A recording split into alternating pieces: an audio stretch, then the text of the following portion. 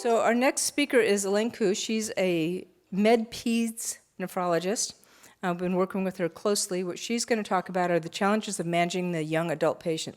This is not necessarily talking about pediatrics. That's not what I asked her to address. It's really in the challenges that we have in that 18 to 25-year-old. She's going to talk to you about what that's all about. Dr. Koo. Thanks. I want to thank Deb for inviting me to speak today. This is going to be an interactive talk. I don't have any scary infections, but I might have a scary population that is not your favorite in your clinic to talk about. Let's see if I can make this work. So adolescence and young adulthood. How many of you remember your adolescence and what you were like?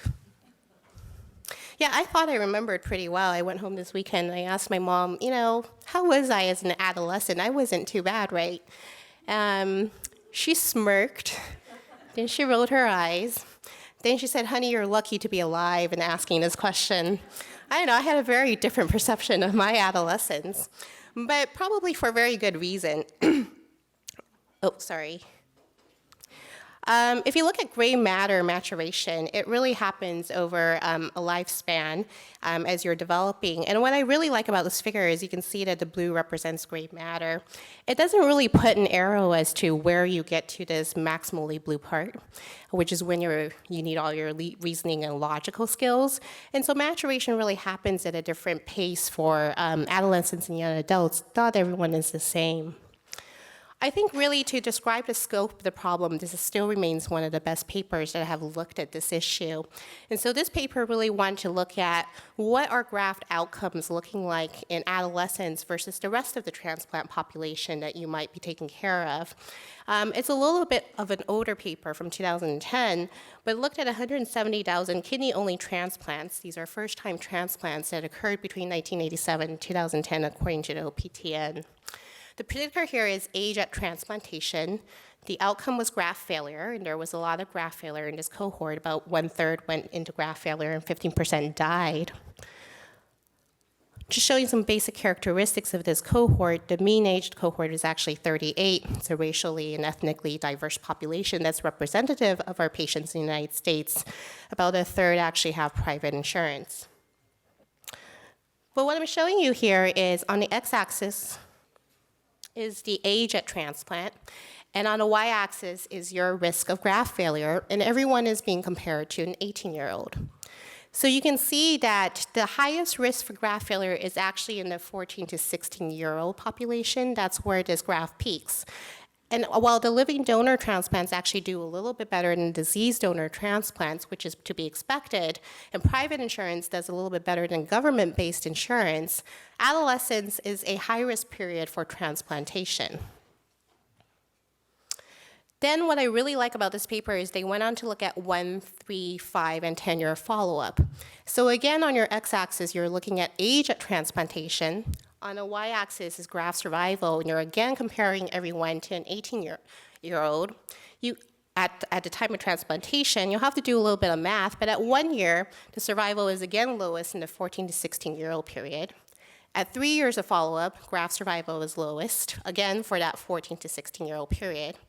At 5 years, you can see that it gets worse. So at 5 years of follow-up, we're talking about patients who are now between the ages of 19 and 21, if you do the math.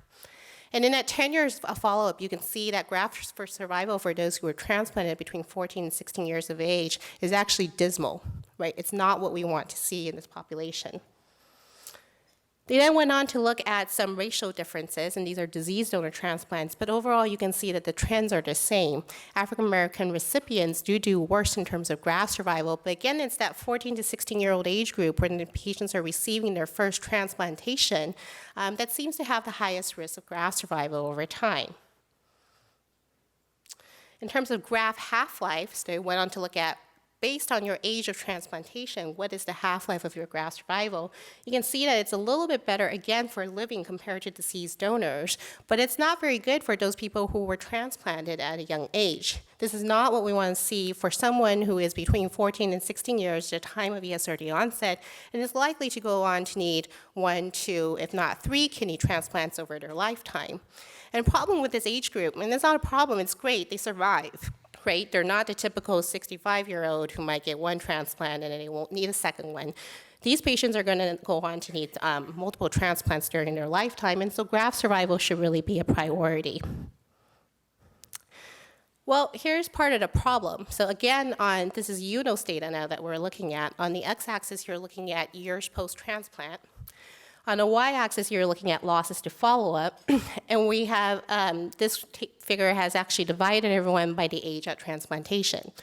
And you can see that the greatest losses to follow-up are those who were actually transplanted between 12 and 17 years of age, compared to the blue line, which is those who were transplanted between 0 to 5 years of age, probably because those patients have very lovely human beings known as parents, who make sure that their kids come to follow-up. And then the second highest risk is those who are over the age of 18. So who sees these young adult patients? And that, in pediatrics, we certainly see these patients. We follow them until 18 or 21 years of age, and then we end up transferring them. So you can see that based on your age at transplant, as you get older and older, the proportion of patients that are not being followed by the transplant center, which is the blue, is less and less. And the proportion that are being followed by other providers, community nephrologists, for example, the green part gets larger and larger. So this is who's really taking care of these patients and who really needs to know how to take care of these patients so that we can improve our graft survival outcomes. So I think I've described the scope of the problem. I want to share with you a little bit about who these young adults with kidney transplants actually look like. And understanding who they are is really critically important to making that connection and making sure that you're able to provide appropriate care for your young adult patient. So the best paper that I can find is actually, unfortunately, out of the United Kingdom. And I'll share with you a little bit later why I chose this paper. But this paper looks at psychosocial health and lifestyle behaviors in a young adult population who is receiving renal replacement therapy. They surveyed patients. You can see that the mean age of these patients, the median is 25 years, spanning from 21 to 28 years. They're from all over England. About half of them are still actually being managed in adult transplant centers, even though they're less than 20 years of age. And about 64% of them actually have access to a transition clinic center, which I would say is higher than the proportion of patients who have access to a transition clinic in the United States. And you can see that this is the duration since renal replacement therapy start. The median duration is 6 years. This is really just to show you survey responders ever had a transplant. So the majority of patients who are responding to the survey are actually people who have had a transplant. And not surprisingly, a great proportion of this cohort actually had a failed transplant, 27%. So what I really like about this paper to orient you is that they actually compare the responses of the young adults who have had renal replacement therapy, either through transplant or dialysis, compared to the general population. And I'll share with you a couple of interesting things about this. First of all, the young adult population that has had renal replacement therapy is 15 times more likely to be unable to work. And this arrow has moved a little bit. If when they do work, they're mostly in sales and customer service occupations, and you can see that that's statistically significant. Only half of them are really working full-time, and that's much less than the general young adult population who is not receiving renal replacement therapy. And then they asked them about their health, and the health was actually rated as very good, good, fair, bad, versus very bad. And you can see that in the young adults receiving renal replacement therapy, 15% said that their health was very bad, compared to 33% in the general population, and that's a six-fold difference that you're actually looking at. A number of the young adults were reporting that they were very likely to have reduced their usual activities in the last 2 weeks. Not surprisingly, they have a higher prevalence of hypertension and diabetes. But the proportion that are actually married and living with a partner is slightly lower in a young adult population receiving renal replacement therapy. But look at how many are actually still living with their parents or their legal guardian. So this is really the young adult population that you're actually taking care of. They queried a little bit about smoking, alcohol, and drugs. And I don't know what they do in the United Kingdom, but they're doing a fairly good job, it looks like. Because if you look at the rates of self-reported smoking, alcohol, and drugs, it's actually lower in the young adult population who is receiving renal replacement therapy compared to that in the general population. And yet, they are still experimenting. They're trying marijuana, They are trying alcohol. They are trying smoking. So they do explore these things, but the sustained activity, at least by self-report, does not seem to be higher than that of the general young adult population. So I think part of really understanding how to take care of young adults is really understanding what their priorities are. And I really like this paper. As we moved as a research field more towards patient-centered outcomes, I think more and more of these things are important to really understand. So this is a survey that was given to children and young adults who actually have ESRD, and they're comparing sort of outcomes that are actually important for the parents versus the children. So it's a very busy figure, and I'll walk you through it. But first, I'm going to show you all of the gray bubbles are priorities for children and adolescents. So they really want to feel normal. They fear invasive treatments. They want to remain hopeful. And if you look at the priorities, these are from top to bottom, from most important to less important. Survival is important, but following survival, it's sports that's really important to them, and fatigue. It's not the things that you and I are necessarily concerned about in clinic. These are their priorities, and then I think it's part of that idea that they really want to feel normal. Then if you look at what was really important to parents, these are the white bubbles, so these are parents only. It's protecting the health of their child, very reasonable, setting realistic expectations, minimizing physical discomfort for their child, and then strengthening the resilience for daily challenges. Then if you look at the black bubbles, they're sort of shared priorities or concerns. Overwhelming family burden is one of them, imminent threats to life, seeking control over current health. Control is a huge issue for both parents and children or adolescents. Prognostic uncertainty, and concern for limited opportunities. Lastly, if we look at the top outcomes for parents or caregivers, you can see it's the things that you and I as providers probably care a lot about. Kidney function, survival, infections, anemia. But these are not what the children and young adults and adolescents are really concerned about. So now I'm going to shift gears a little bit and talk about some of the clinical management dilemmas that I see during a transition. So now I'm going to have an interactive part to this. I have some scenarios here. So a 17-year-old, 1.5 years post-transplant, creatinine is stable, doing relatively well. Body surface area is 1.7 on triple immunosuppression. I'm going to poll the audience and ask, what is the appropriate cell sub dose for this patient? How many of you would say a gram twice a day? Okay. 750 twice a day? Okay, a few. 500 twice a day? A couple more. All right. Anyone do more than 1 gram twice a day? All right. So I'll tell you, pediatric protocol, 650 milligrams meter squared per day. The IQ-12 comes out to about 1150, rounded a little bit. Probably treat with 750, 500. But for some adult practitioners, when they transition, it's not totally clear what you do with this patient. Had this patient been transplanted as an adult, perhaps they would have started with a different dose. The young adult population is really one of the most understudied populations, right? Pediatricians study children, adult researchers study older adults, but the 18 to 30-year-old transition period is one where there's really no great evidence, and it's not entirely clear what you should be doing with your cell sub dosing. Of course, there's multiple risk factors to consider, but based on protocol, the protocols don't necessarily always align. We're going to take another quick example over here. I'm going to ask, 21-year-old comes to your clinic, kidney transplant patient, been transplanted 3 years. LDL fasting is 150. How many of you would start a statin? It's been 150 for 6 months. You've tried, diet, exercise, low-fat diet, etc. How many of you would start a statin? Okay, good proportion of you. How many of you would just dietary counseling? Okay, and so how many of you would not check an LDL? So you avoid a problem. If you don't know, it can't be a problem. This is not entirely clear, right? So KDIGO guidelines, care kidney transplant recipient, pretty outdated, was last released in 2009. Says that if you're an adult, LDL is over 100, you treat to reduce the LDL to less than 100. Lipid guidelines released by KDIGO 2013 were updated. Now kidney transplant recipients, everyone gets a statin. Since if you're a child less than 18 years of age, they suggest that statins or statin combinations actually not be initiated. Look at pediatric guidelines. Pediatric guidelines on lipid management is very complicated.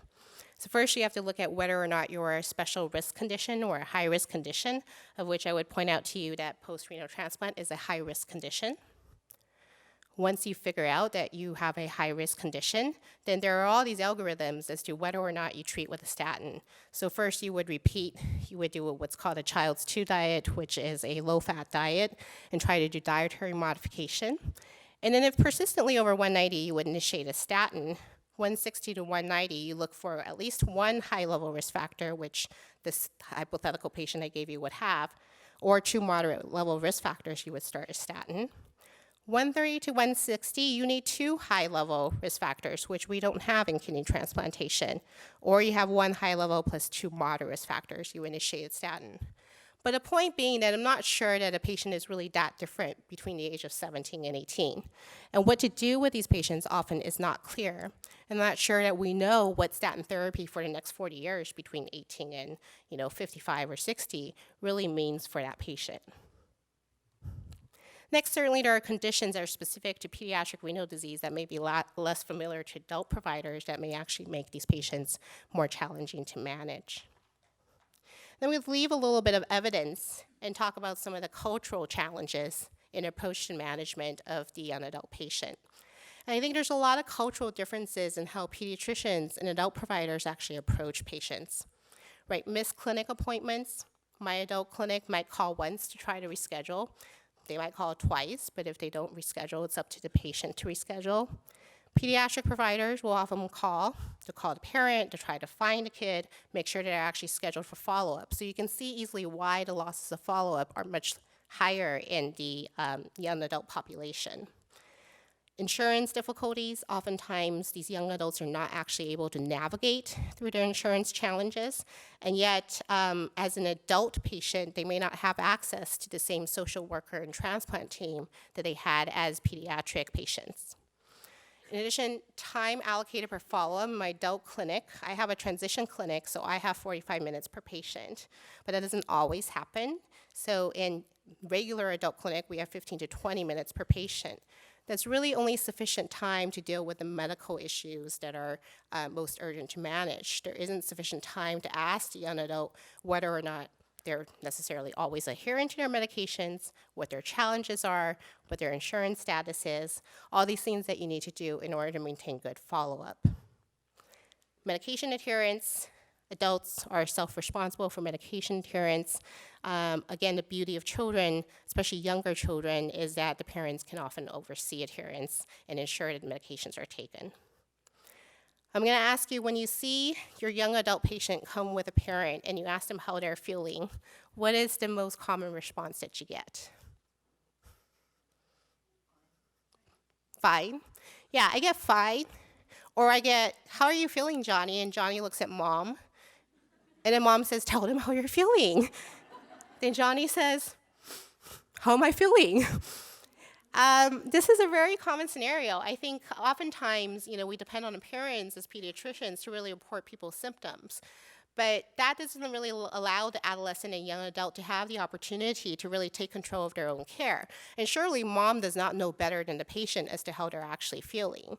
But oftentimes during that transition, the young adult really isn't capable of voicing difficulties, concerns, things that they really should bring up during an office visit. And so that transition period becomes especially high risk.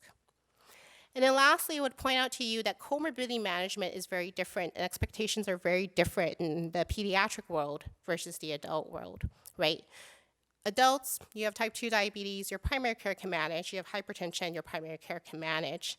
In the pediatric world, most of the time when you have these conditions, you're referred to subspecialists.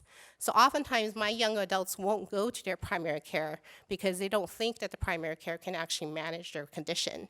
It's a very different sort of expectation in terms of who's going to manage. And they end up coming to me and telling me that I have to manage their type 2 diabetes, and I'm the worst person to manage their type 2 diabetes, right? Because that is no longer something that I focus on. There are a lot of new medications that are out there that could be used.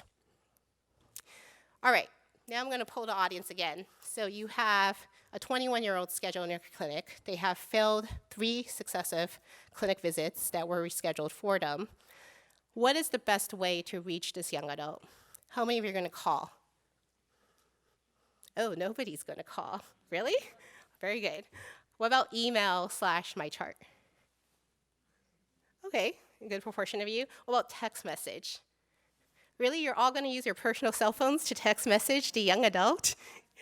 So yes, the best way to connect to them is actually text message. That has been our experience. But it's especially challenging because then they end up text messaging me back, hey, I got braces, you want to see? No, not at midnight. Maybe tomorrow morning.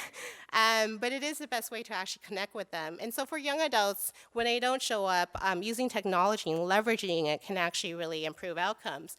And to close, I'm going to show you this one trial, which I think is actually quite impressive. This is the Take It trial. The Take It trial was initiated across 8 centers in Canada and the United States, where they had an adherence intervention to try to get young adults with kidney transplants to actually take their medications. So everyone got pillbox monitoring, meaning that you could electronically tell when the pillbox was actually open and you access your medications. You can't actually tell that they swallowed the medication, but at least they opened it in the hopes that they swallowed it afterwards and it's not in the toilet or something. The intervention arm actually got very intensive coaching. They got text messages, they got emails if that was their preference, they got visual cues that they needed, they got all these coach and support for about a period of 9 months. The control arm didn't get much. They got the pillbox monitoring, and that was it. And here I'll show you on the y-axis proportion of patients with 100% taking adherence. And taking adherence refers to they think that they took the medication. There was also an outcome where they were looking at timing adherence, where they were looking at whether or not the medication was taken at the correct time, because they know what time the pillbox is actually opened. The black dots over here represent the control arm, and the red dots represent the intervention arm.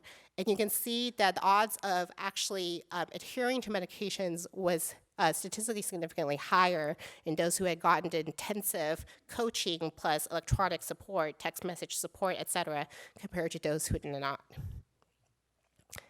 So in conclusion, young adults are really not the same as your older adults. Every individual really does mature at a different rate. This is a very high-risk population. Formal transition process that is tailored to the priorities of the young adult is strongly recommended, and I think that's where you'll have your most success. I think attempting to normalize life is really important. This is what the young adults want. They don't want to be in your clinic every month. They want to live a normal life, have a job, have a family, etc. And you may want to delay transfer of care. It's not really the chronological age. Sometimes the 30-year-olds are still acting like 18-year-olds. That's okay. You're maturing at a slow rate. And thank you for your attention. I'm happy to answer any questions.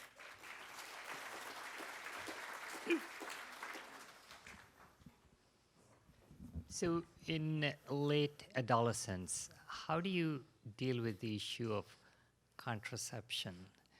Especially you brought up the case about CellCept. Yes. Is there an issue of concern in girls who are sexually active? Yes, it's absolutely an issue of concern, and it should be a significant priority. In our transition clinic, we work jointly with the adolescent group, but our priority is to get an IUD in, and I have actually thought that maybe I should learn how to do it so I can make sure it's in. You know, in general, that's what we recommend because oftentimes they'll tell you they're not sexually active, but they really are. And unintended pregnancies are one of the things that we really want to prevent.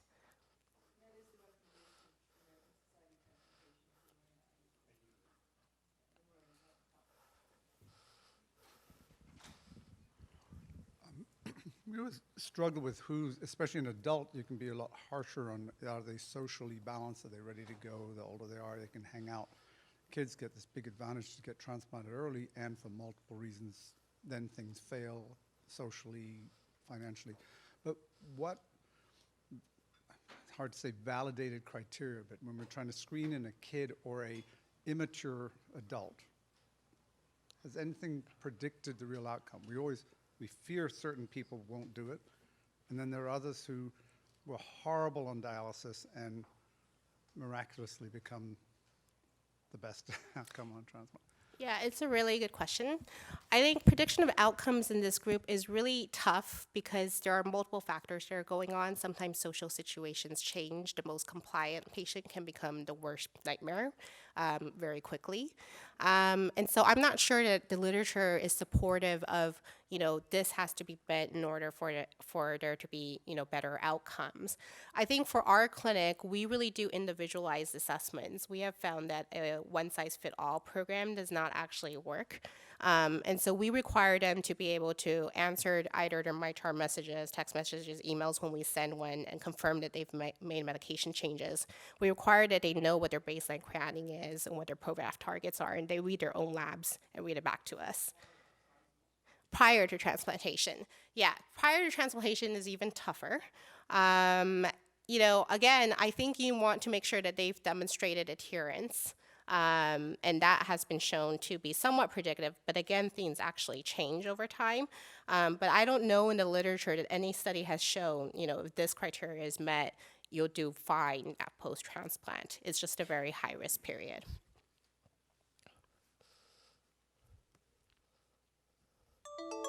Great, thank you.